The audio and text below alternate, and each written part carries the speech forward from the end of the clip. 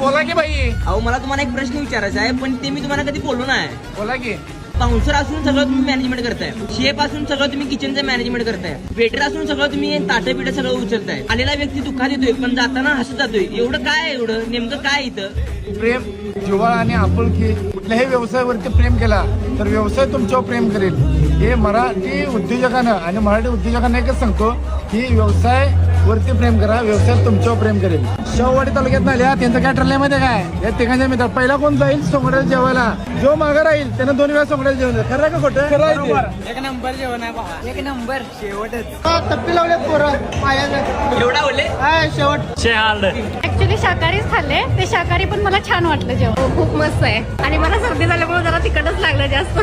नांदेड़ से आए, कोल्हापुर का नाम सुना था हमारा सोंगाड़ा बोल के नंबर 1. क्या बात है यार. एक नंबर 1 येणार.